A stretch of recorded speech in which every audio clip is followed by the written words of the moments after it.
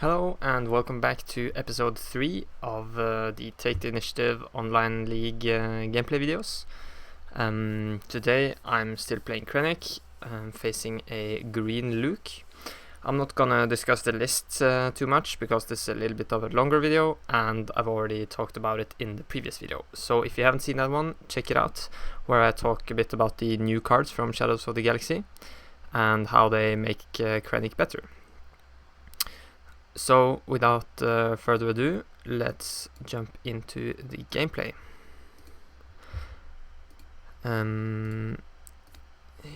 Yes, so Krennic Green. I'm always happy to see Dr. Pershing in the opening hand. I decided to resource Gamorrean guards here because I know that Luke's gonna probably be able to play some units and give them shields and trade really well with the Gamorrean guards, so I would rather just play Pershing and get to draw some cards. And then we have the Death Trooper to follow up to maybe remove a shield and get a body on the board. So if you're new to this channel, I'm reviewing gameplay that's pre-recorded and played back in 1.4 speed, so it's a little bit faster, and then I'm just giving my thoughts about plays that were made, maybe something that could be done differently, and showing you some competitive gameplay from the Take the Initiative League. It's an online league played on Discord. And you mostly use Tabletop Simulator. I guess you're free to use Carabast if you want, but there are bugs there, so everybody uses Tabletop Simulator. Okay, I decided to just draw a card with Pershing, and notably now Pershing is a 1/4, so that could help getting rid of a shield or something like that. Here we have the client. We could use ECL, pop the shield on Mass and trade with the Battlefield Marine. That way our opponent couldn't use Luke to get a shield on the Battlefield Marine. But then of course we wouldn't have Energy Commercial Lab left. So I think it could have been a good play to kind of stop Luke's aggression here, but we'll see how this pans out. And one thing of note is that Mars and I both forgot that Pershing has 1 power there, so we didn't remove the shield on Mars, Kanata. And then I think I remembered now, so he kind of clears things up and he decides to go to the base instead. Yeah. So here, I'm like, oh shit, he had 1 power, and that's kind of what makes Pershing good in Krennic, is that he can make himself damaged and other units damaged.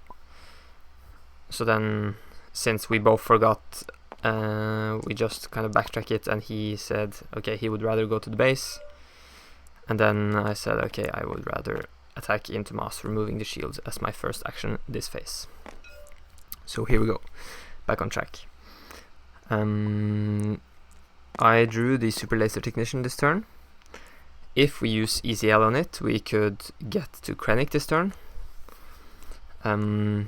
Here I kind of did a little bit of a misplay. I think I should have used Death Trooper to ambush into the Echo Base Defender that he just played, because then he wouldn't have been able to give it a shield. Instead, I think I attack with the client here just to do 2 damage.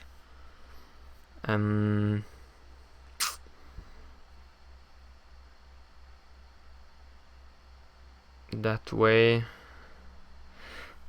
yeah, I mean, if I would use Death Trooper, I couldn't kill Mass because now it's on 3 power.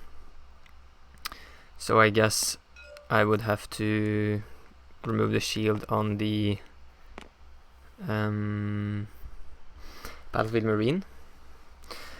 And this turn I think is a little bit of a pivotal moment, because if I would have used ECL here, I could have gotten Krennic out, kind of taken back the board a little bit. But since now I realized, oh shit, I kind of did a little bit of a blunder there. I instead decide to use Death Trooper just to remove the shield on the Battlefield Marine. Because that way the Battlefield Marine can't get a free trade with the 4-1 Death Trooper. So here I'm thinking about it. Is using Super Laser Technician worth it? I could ECL to remove the shield and then attack with Krennic. But then he could just kill Krennic afterwards. So here I'm just removing the shield on the Battlefield Marine.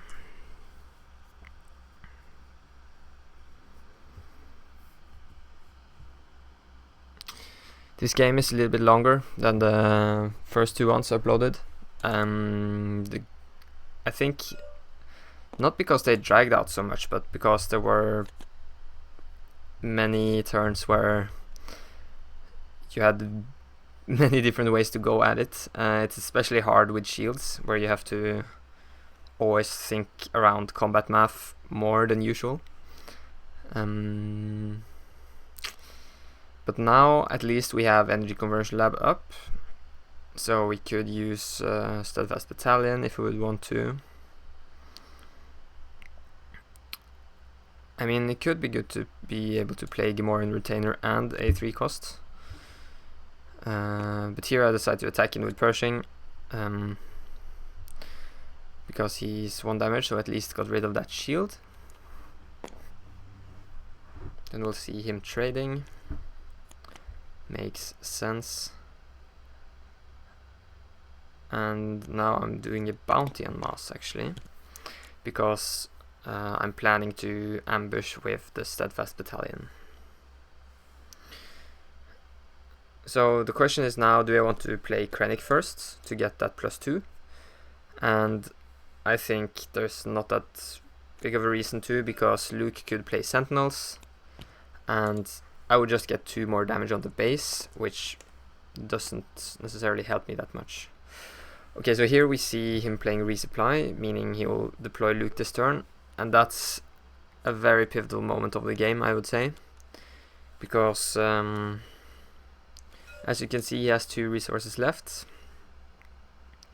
and sadly for us, he has probably the best card he could have right now, which is Luke's lightsaber.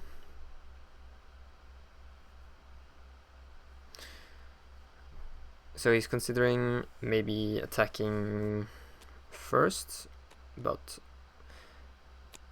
I don't think there's any point. Now he's up to 7 power on Luke, so he could one-shot Krennic. And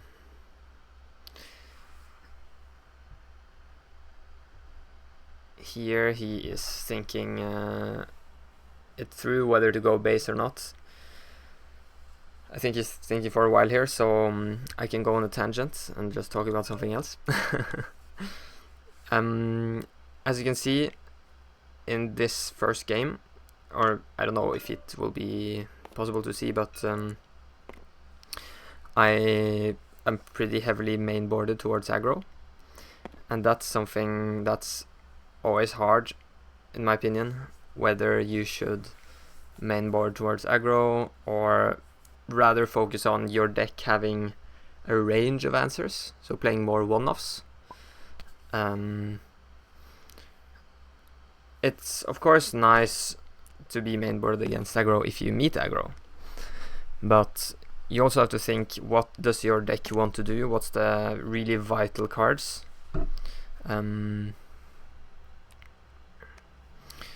So I think, for instance, Avenger is a good card in this deck, but it's not vital to the game plan. So I'm okay with not playing it in the main, but it always depends on the meta. Okay, now we can go back to actually looking at the game. He decided to kill both Krennic and the Steadfast Battalion, and just losing the shields. So I would say that was a very good play. And here I'm kind of in an awkward position. I can't really confirm a kill with the client, so there's no reason to give a bounty, and Power of the Dark Side is always going to be bad when our opponent has a smaller unit.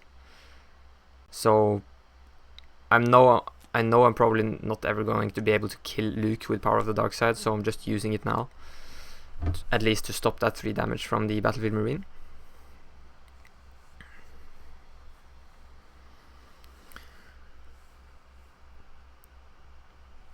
And our opponent is on 7 resources, so U-Wing Reinforcement could be really scary here, but they play Obi-Wan instead. I think Obi-Wan is pretty nice, especially in decks where you have a Force leader like Rey and Luke. And he's attacking with Luke afterwards, so being able to give Obi-Wan a shield just makes this really rough for me. I decide to play the Darth Vader first. I don't know if that was the best decision. Of course, I could have attacked with the client first, removing the shield of Obi-Wan, but then my opponent could just attack with Luke to the base and give Obi-Wan a new shield. So this way I'm able to find Death Trooper, remove the shield, and then at least deal 5 damage to Obi-Wan. If I decide to use the ambush, I don't know if I did.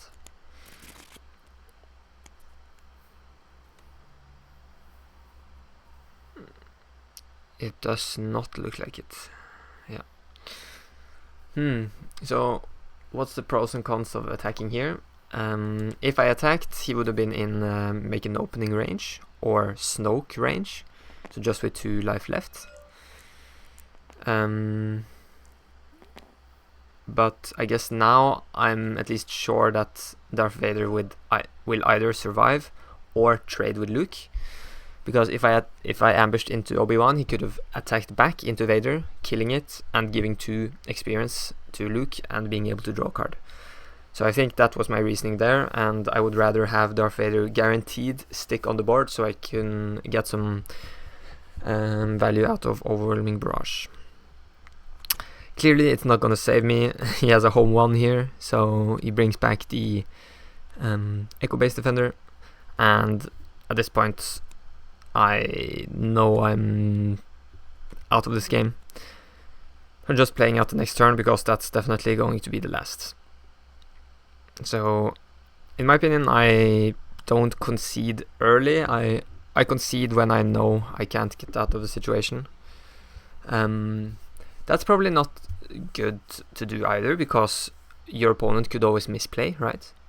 So you shouldn't assume that your opponent's always going to do the optimal play.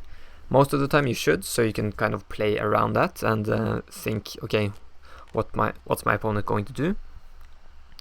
But in a competitive setting, I think there's no point in conceding unless you, of course, are short on time. Time is important to think of when you play best of 3 in the tournament, for instance, and then you're often just better off conceding so you can have enough time to win 2 games back if you lost the first game. Yeah, and here I'm just thinking with my hand, can I do something? I could play the Sentinel, but that's not gonna help. He's gonna attack with Obi-Wan first and then Luke, and it's gonna be over. So we move into the sideboard. I think make an opening can be nice. So first I take it out because, oh, that's an anti-aggro card, but then I realize, okay, they're gonna be good getting around those shields. So I leave those in the deck. I remove Relentless and the Sentinel in space. Top target I think is just for aggro, so I don't need that extra healing against Luke, because it's more about controlling the board rather than just surviving their initial wave of aggression. Devastator I actually decide to keep because of home 1. And then I missed the last 2 cards there, but maybe you saw it. Okay, so opening hands, what is important. I think ramp is good when you play against the ramp deck, because if they get the ramp and you don't, you might lose because you just have less value cards. So like you're playing a little bit under curve when they are, for instance, getting their home 1, you're just on 7 resources, playing Evader maybe. So it could be maybe correct to dig for a hand with either Super Laser Technician or Resupply. But when I have Dr. Pershing and Death Trooper, I like to be a little bit risk averse and not do a mulligan. I think in general I mulligan not enough. I often see, okay, the first hand is playable, so I'll just play it. But I think in some situations, or especially in some matchups, you need to kind of be a little greedy and try to find your most important cards. Alright, so since I lost, I have the initiative here, and we'll just start with playing Dr. Pershing.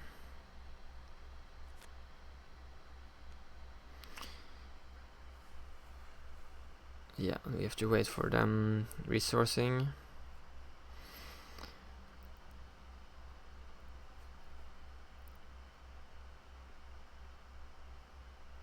So Dr. Pershing is pretty good going into Death Trooper, because with Death Trooper you can damage a friendly unit, so normally you always pick Death Trooper, so it ends up as a 4-1, but in some situations you would rather have the 3-3 body, and then you could do the 2 damage to Dr. Pershing.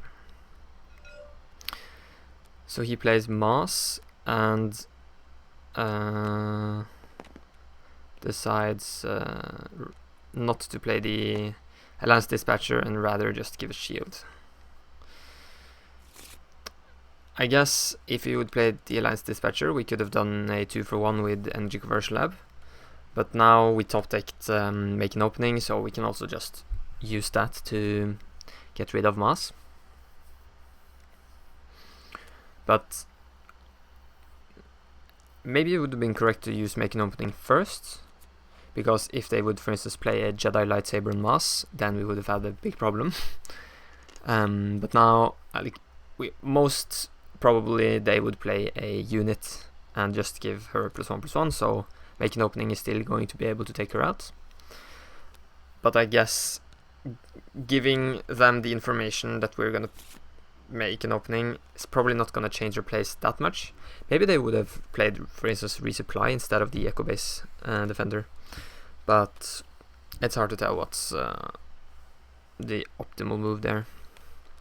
Sadly, Pershing has only 4 life now, so they can just clear him out, but that makes Echo Base Defender a pretty good target for Death Trooper.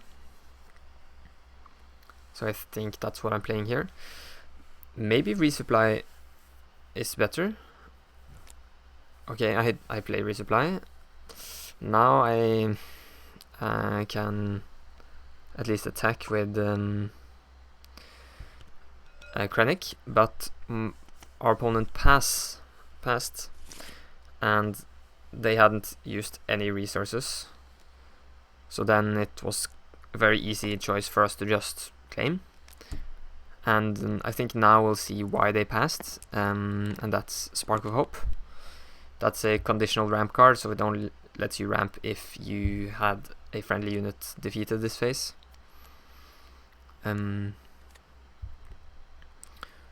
So then we did the very correct decision of claiming instead of attacking in with Krennic.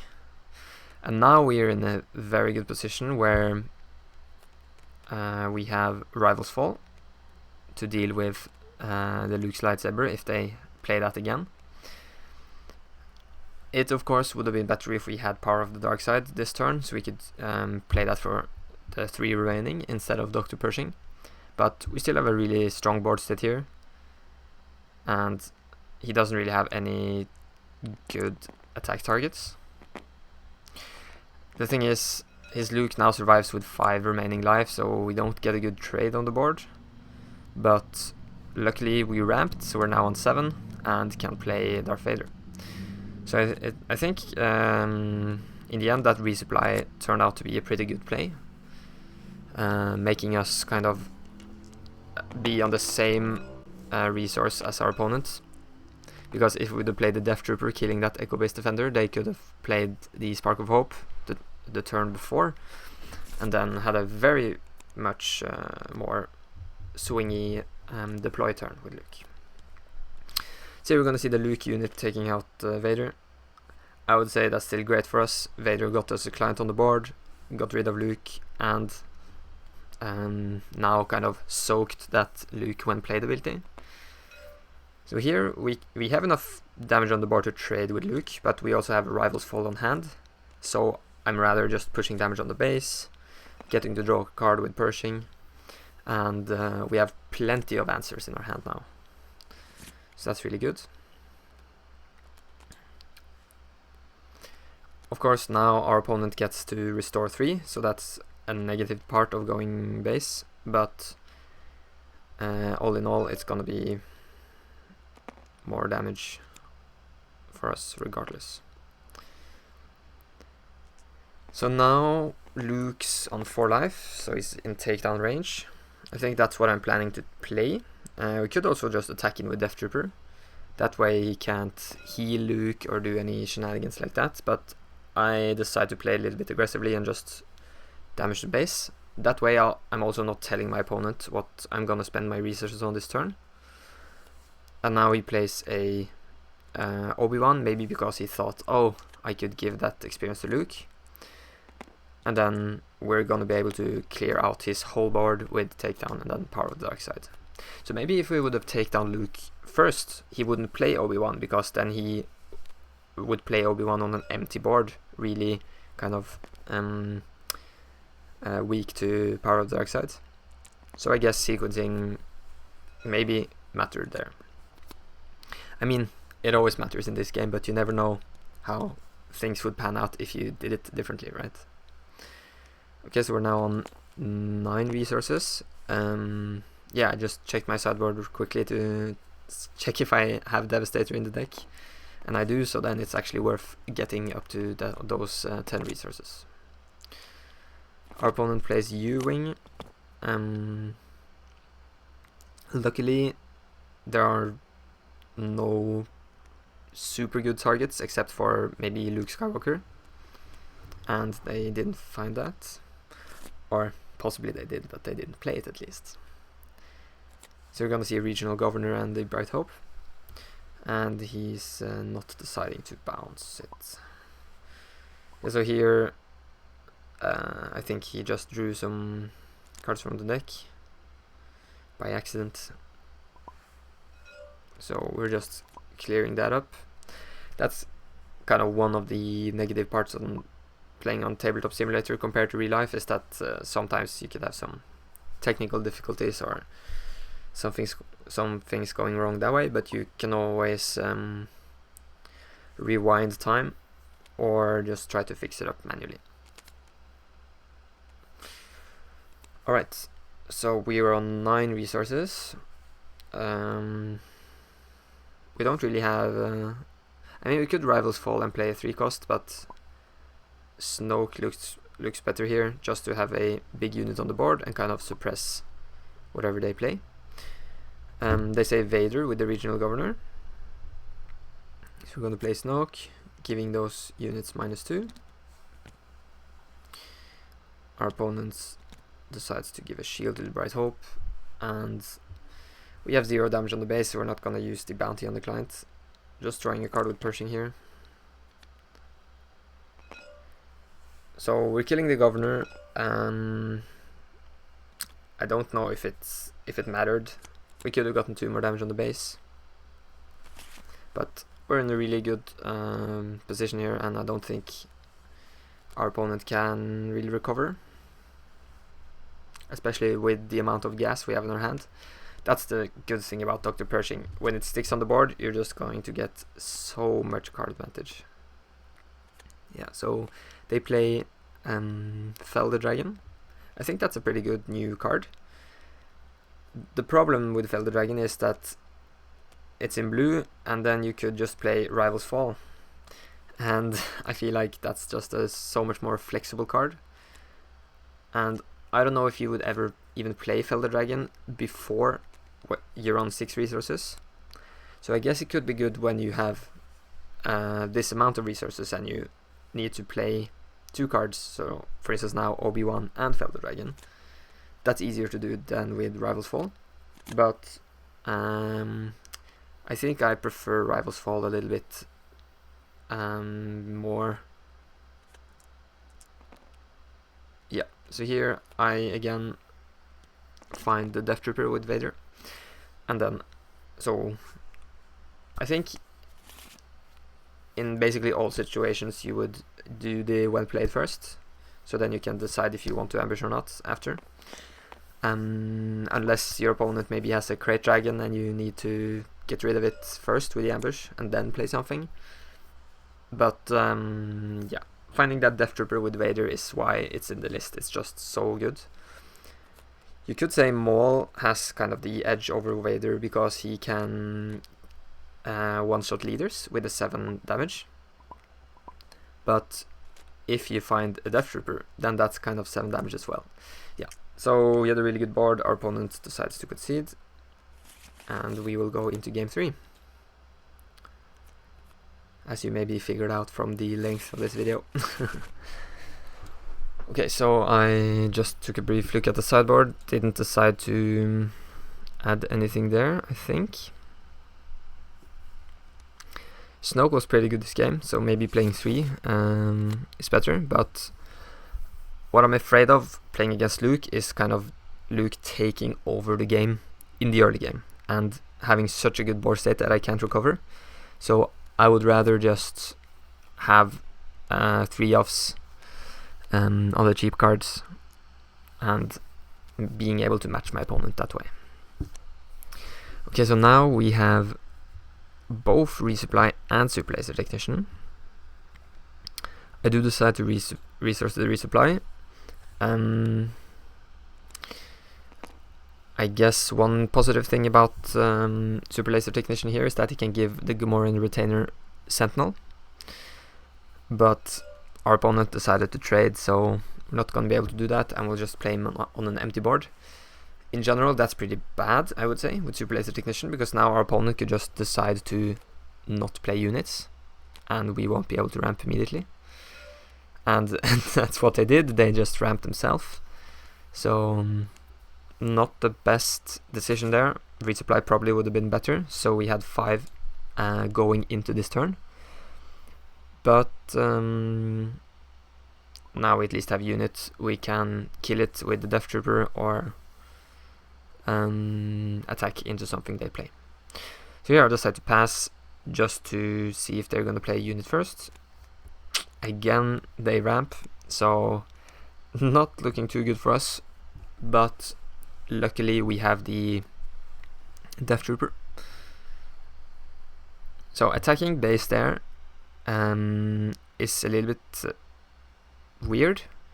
I guess you could argue that our opponent wants to deploy Luke, right? So why don't we just pass and attack into Luke instead, killing our Super Laser Technician that way? I did it because if I would have passed, I think our opponent would have claimed like no matter what and not deployed Luke. So this way I guaranteed I would get more actions, and then I could play the Death Trooper and get Krennic out on the board. And now I would say we're in a really good position. They actually use Spark here, and sadly for them we have a crazy good hand with 4 removal cards, and our opponent knows that he's never going to get around those Rivals Fall, so he just plays into it and forces us to play that card. The thing is, he knew that we didn't have any other cards to play, right? No units. So maybe he could have just claimed, because we wouldn't have played Overwhelming Barrage on an empty board. But then we still would have had the removal cards and draw new cards, and I think playing Luke there is a okay play. And now with him playing his Luke unit, he forces out another Rivals Fall. So that's, I would say, pretty good for him. He knows now 2 rivals fall down. He doesn't, of course, know if I play a third, and I don't, so we're gonna see what our opponent can play now. So he has a third card that we need removal for. So I guess those 2 rivals falls really paid off. But luckily he had used Spark of Hope to put his mass into play as a resource, so now he doesn't have anything to return. I guess the mass wouldn't have been that big either. We just would have attacked into it with Krennic. But the good thing now is that we are able to claim and play Avenger and clear out that home 1. But I did a pretty big risk here, because he has 1 resource left. I'm thinking maybe he's gonna play around Power of the Dark Side and play a unit that costs 1. So I decide to attack with Krennic, so I can see if he's gonna do that. And then instead of claiming, which I think is what he should have done, he played. Now he gave home on a shield. He knows I have Overwhelming Barrage in hand, so that's kind of I guess a reason for giving the shield. But he's now very weak to Power of the Dark Side, or of course the Avenger. So that's a really nice play for us. But he has another removal card with Felder Dragon. And then he's gonna play Quill with Lightsaber. So that's now a 5-1. And he can give it a shield with Luke. Sorry, not 5-1, 5-4 shielded. But again, we kind of draw just gas this game. And we still haven't used the energy conversion lab, so now we're able to use it together with the Death Trooper, which we top decked. I actually didn't decide to resource here because I know I'm not going to utilize that extra resource, so I can just wait until the next turn and see what card I want to resource then to get up to 10 resources for the Devastator.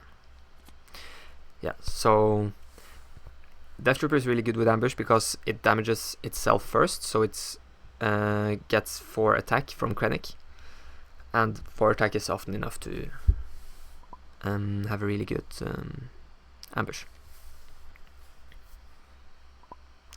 So our opponent passes here. We could have just taken the initiative, but I'm just playing that spaceship to kind of see what our opponent has.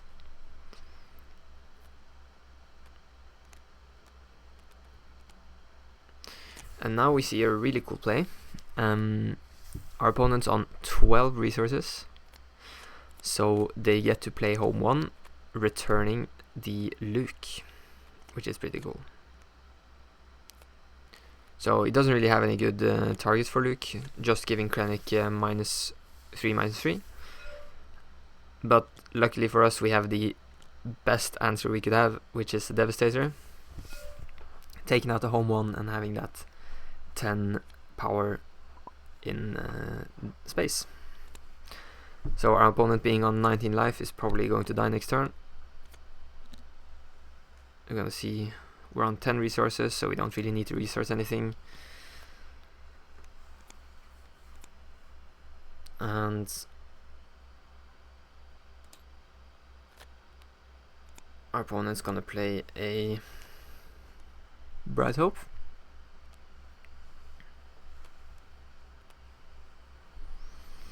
And they now have 8 resources left. So if they would play home 1, we know they can't return anything big. Because we can look at their discard pile. So we get an amazing play here. Overwhelming Barrage on Devastator, and then our opponent decides to concede. So that was a really nice best of 3. I think we're favored in this matchup, just having more removal to get around those shields. But Luke is probably really good into aggro, being able to kind of get good trades and take over the board early with shields. Alright, that was it. Hope you enjoyed the video, and the next one is going to be Krennic playing against the new Han Solo with Energy Commercial Lab. So that's a pretty interesting matchup. Hope to see you there. Bye bye.